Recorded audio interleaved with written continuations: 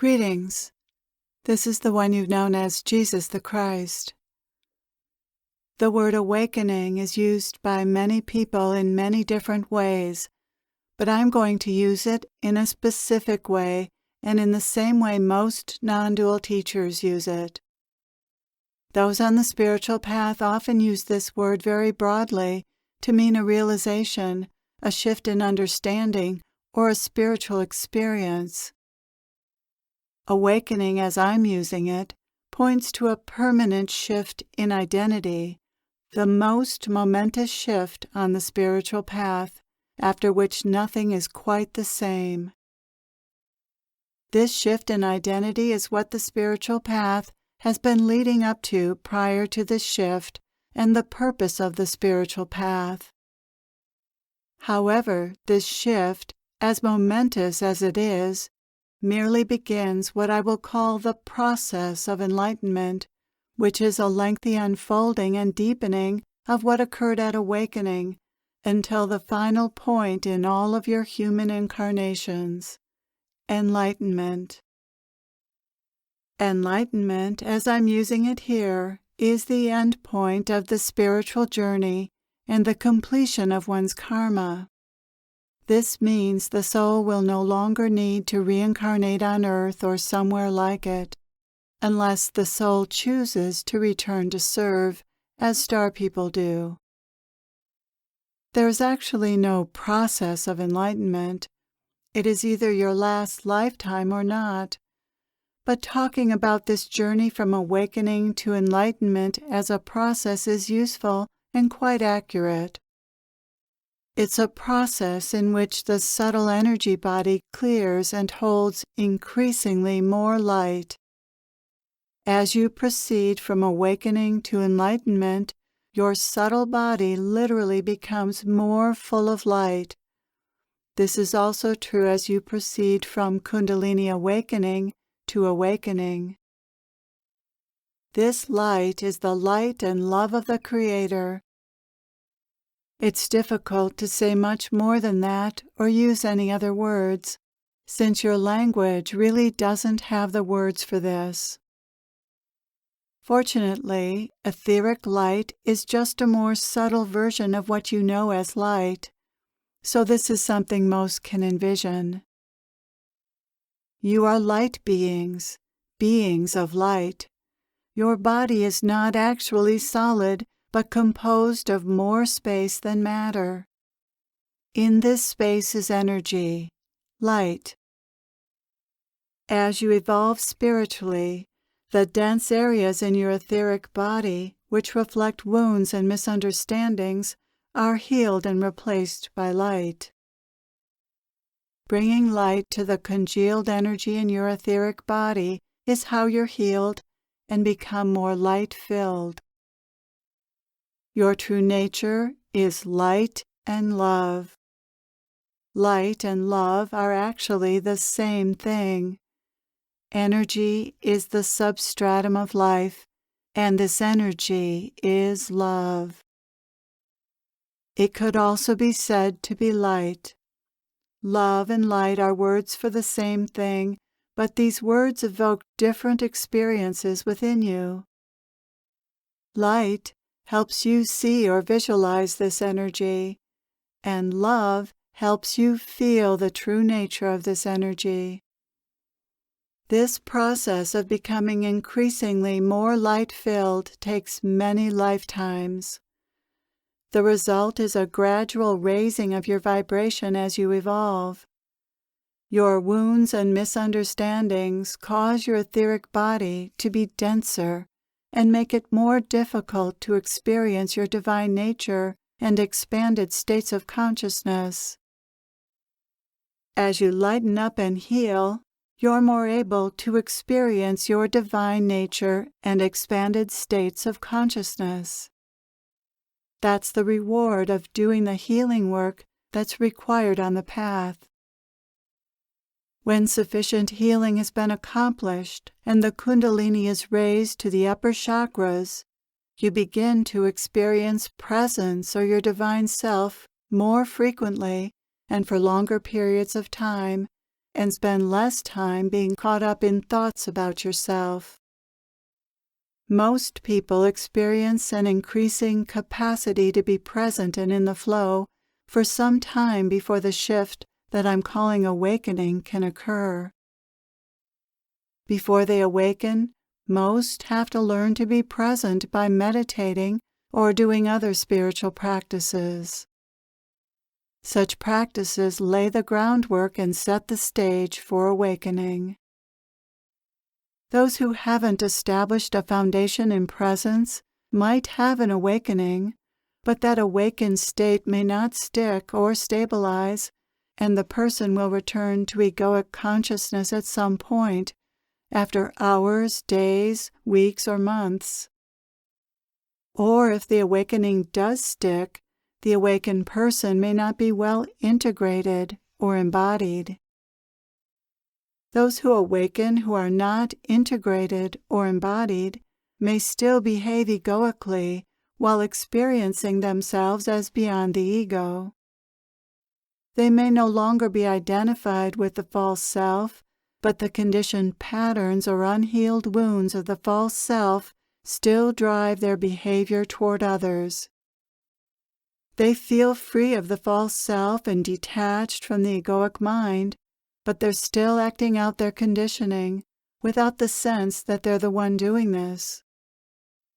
Consequently, they feel little responsibility for their behavior.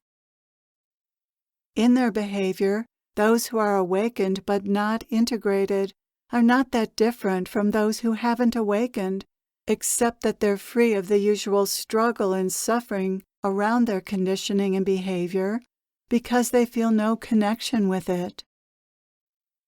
In other words, someone who awakens can feel very free but still be a jerk, to use your vernacular. Their attitude is that they feel great, and if others don't feel great or don't like how they behave, that's their problem. This is what I mean by a lack of embodiment. They're behaving as if they're no longer human and don't need to conform in the usual ways, including being kind. Not everyone who is not integrated is this extreme, but this does happen. You even see this in spiritual teachers sometimes, whose freedom from the usual human doubts, fears, and self-reflections is very attractive to students. However, the ego is still alive and well in such teachers, and feeling quite superior and above the human condition, and above others. While they may be free of self-doubts, fears, and self-judgment, they're generally not free of irritation and anger, as their sense of superiority often makes them impatient with others. This lack of compassion is a sign of a lack of integration or embodiment. Spiritual teachers who aren't embodied often also lack a coherent teaching about how to awaken or how to live life, how to be in the world but not of it. Their teaching may be more of a description than a prescription. This is what it's like to be awakened. This has some value, but without some prescription for how to get there, this kind of teaching can leave students frustrated, confused, and possibly just imitating the spiritual teacher's demeanor and behavior.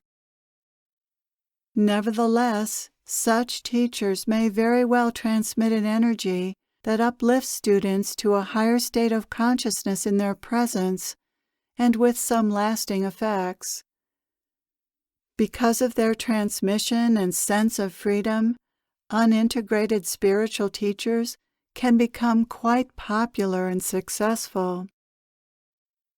The trouble is that students may think they can become that free without meditation and healing if that was the teacher's experience, which it often is, and that isn't a useful message to be giving students.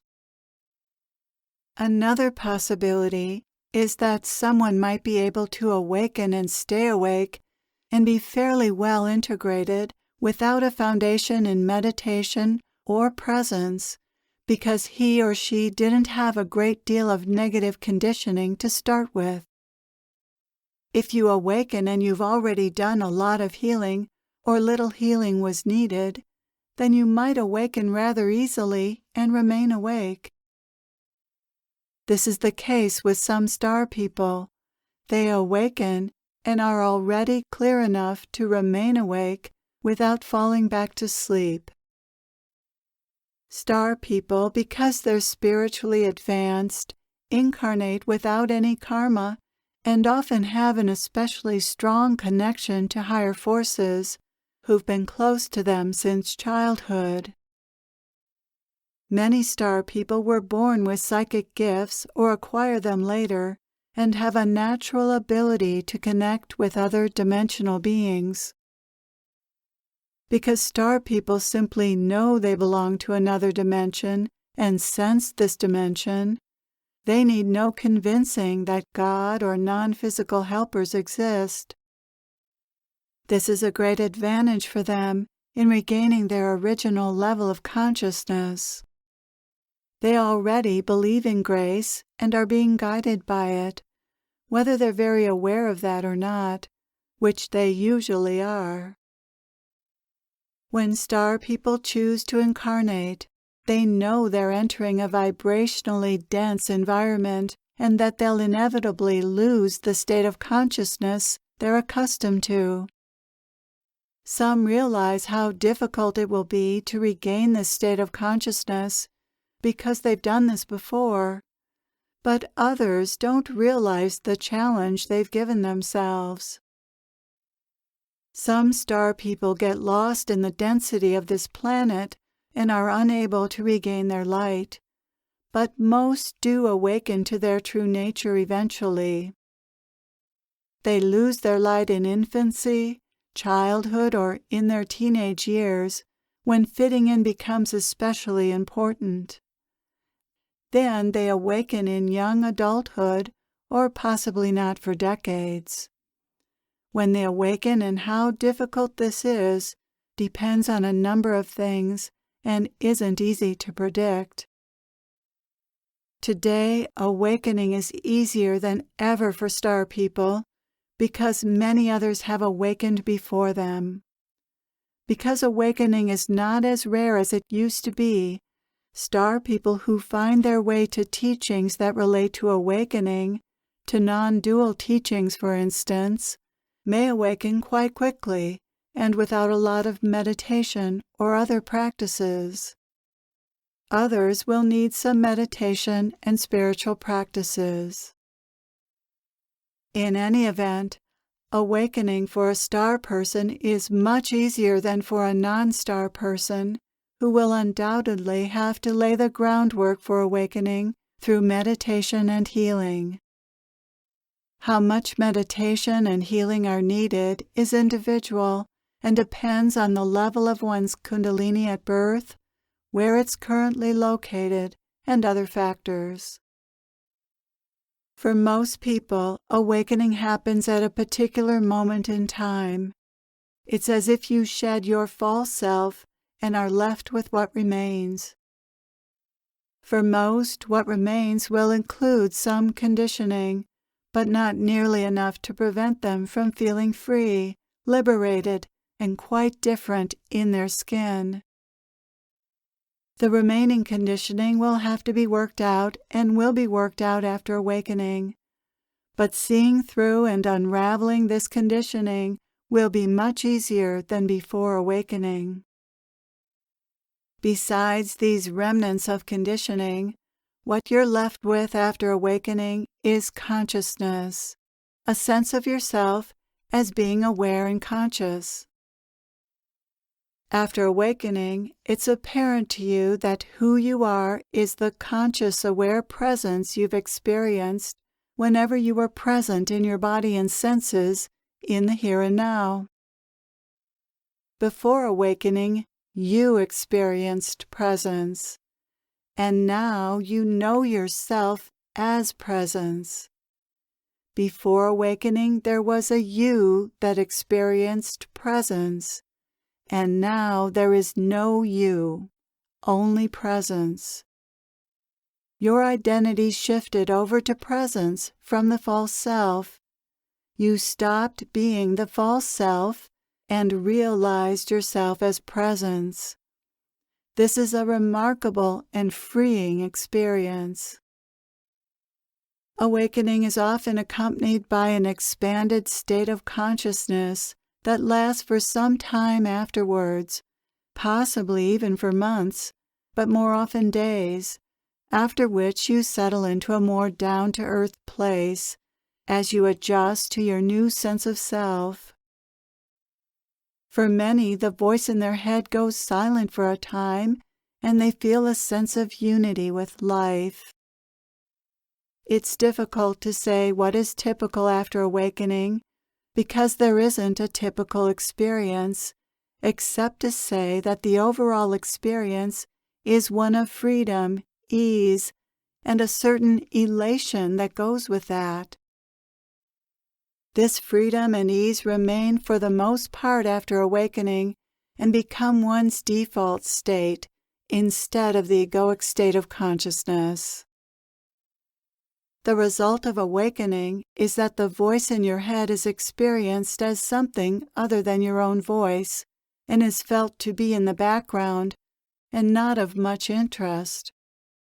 You've seen through it, and it doesn't have much power to draw you in, except for any remaining sticky conditioning that still needs to be seen through. Some of the most difficult conditioning to see through, and often the last to go, is identification with the body. So while the sense of identity has shifted quite dramatically as a result of awakening, the sense that you are the body often continues, but even this is by no means a universal experience. After awakening, many experience a honeymoon period, which can be quite lengthy, even a year or more, where you're in a very happy and attractive state, free, light, at ease, in love with life, and seeing the divine in everything and everyone. This is also a time when remaining conditioning arises to be seen and let go of. This clearing and releasing can be done quite efficiently after awakening, because you're so able and willing to shine the light of awareness on it. Seeing the truth about any remaining thoughts is easy, and there's little resistance to doing this. So even if thoughts catch you up from time to time, you see through them quickly and aren't likely to stay caught for long. It's not unusual to experience some kind of healing crisis after awakening. As the remaining conditioning rises to the surface to be seen, that conditioning may be associated with a physical issue. As that conditioning is addressed, the physical issue is likely to subside. However, it can take some time for the emotional issue behind the physical issue to come into awareness and be worked out.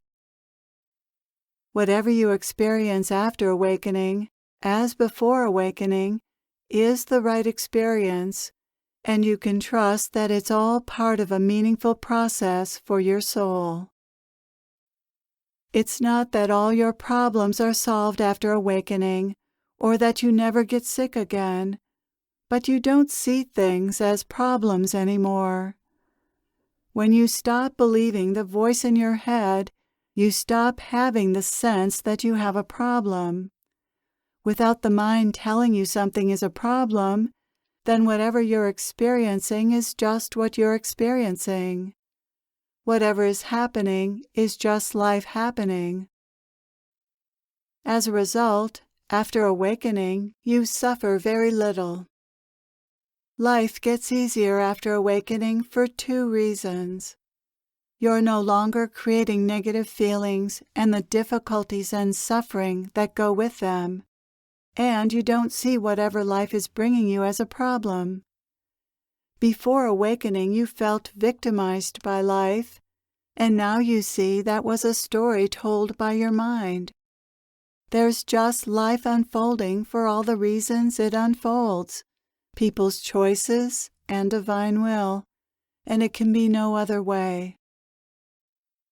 Life is accepted just as it is, without argument, evaluation, or resistance. That is acceptance. You have clearly seen that your judgments, preferences, desires, evaluations, and opinions are the limited perspective of the unwise and primitive ego, not the truth. This clear seeing renders these thoughts useless and no longer of interest. You are free of them, and what's left is just this. Thank you for your openness. Thank you for being here. I am with you always.